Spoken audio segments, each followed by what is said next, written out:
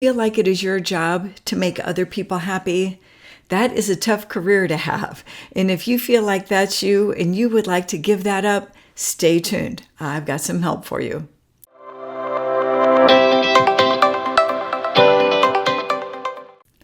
Hi, my name is Diane Martinez. I'm a certified holistic life coach, and welcome to Conscious Creating Life Coaching. I'm so glad you're here.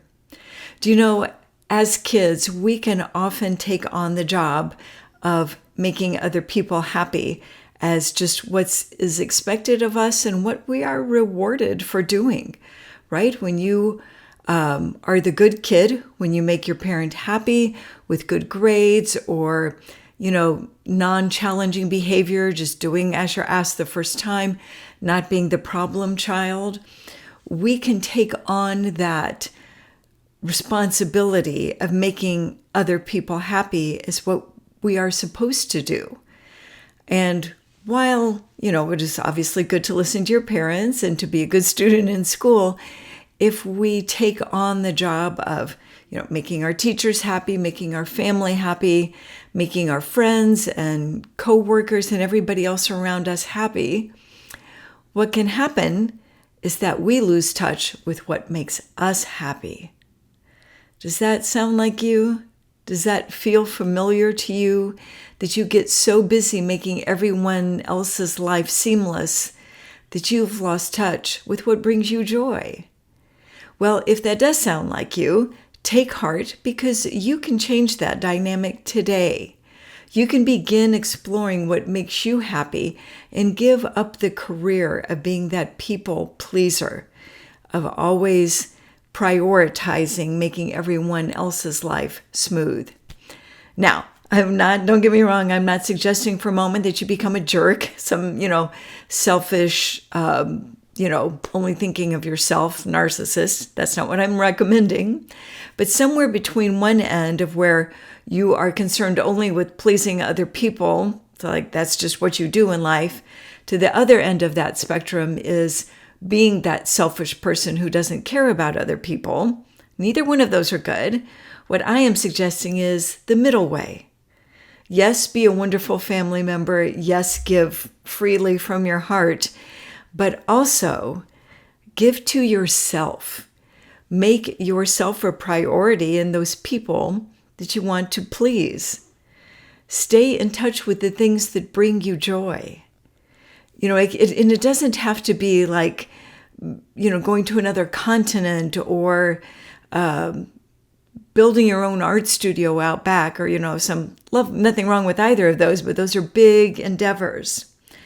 Sometimes we put off doing, what would make us happy because it feels like too much of a big endeavor. I don't have the time. I don't have the money.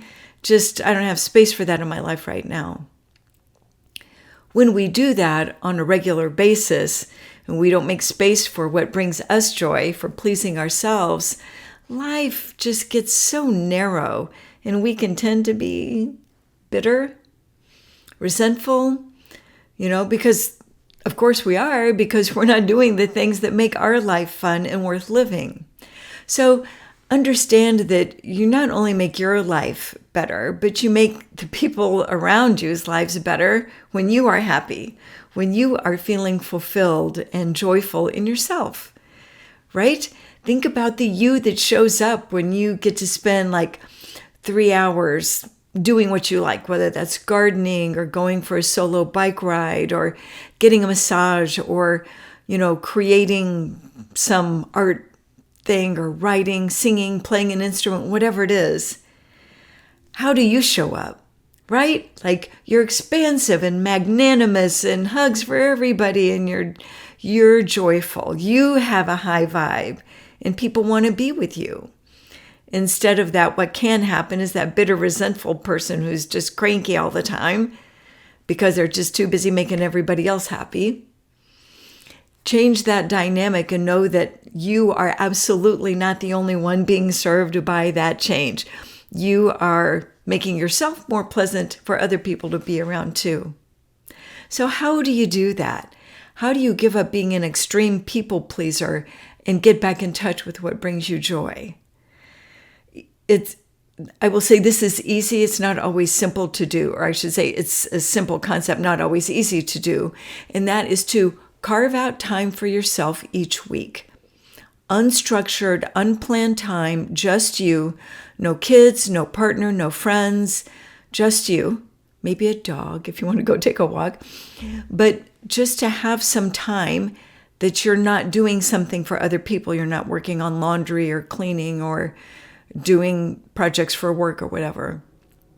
Just you doing what you want to do.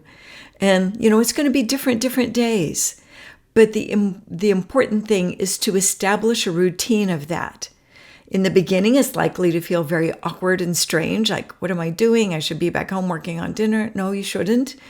You should be out doing whatever it is you're doing.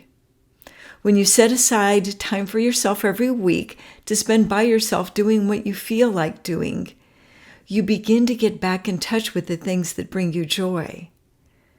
Maybe you know already what that is. Maybe you know it's playing piano, or maybe you know that it is, doing yoga outside or something like that. But maybe you've forgotten what that is. And if that's the case, setting aside this block of time, at least 90 minutes, please. 3 hours or so would be great, or half a day if you can swing it, when you can swing it, that would be wonderful. And just start doing the things that bring you joy, that you have interest in. And experiment, allow yourself to just mess around with different stuff. Maybe go to Michael's or Hobby Lobby, take a stroll through the aisles and see what piques your interest, and go for that. Maybe you want to get back into some sort of needlepoint or painting or sketching, sculpting, whatever. There is no right or wrong to this. It's just what brings you joy. So if you have been a people pleaser all your life, just go and hang that up on the wall. You can be done with that. Because when you focus all of your energy on pleasing other people, you're not pleasing yourself. And when you're not pleasing yourself, you're not enjoying your life. And you are not an enjoyable person to be around. People who haven't dedicated time to themselves are not fun to be around. They're not. Because we know, innately, there is that part of us that wants to play and explore and create and experience different things. And when that part of us gets dampened on the regular, yeah, of course we become bitter. What other response is there, right? So create time in each week for yourself to just get back in touch with what brings you joy. If you know what that is, then great, go ahead and do it. And if you've lost touch with what brings you joy, know that the more you give yourself those blocks of time every week, it will come back to you. You will rediscover, or maybe discover for the first time, the things that bring you joy. Because when you take care of yourself, when you feel well balanced and happy and satisfied in yourself, you are a blessing, a huge blessing to everyone around you. I hope that's been helpful to you. If it is, please give it a thumbs up. I would love for you to subscribe. It really helps get the word out there. And if you're enjoying this content on Conscious Creating Life Coaching, think about joining me on Patreon. I have a women's only group where we explore this sort of topic and many others like it, all about creating your life consciously. So that is it for this time. I hope you are doing well. And until next time, my friends, do create your day consciously. Bye for now.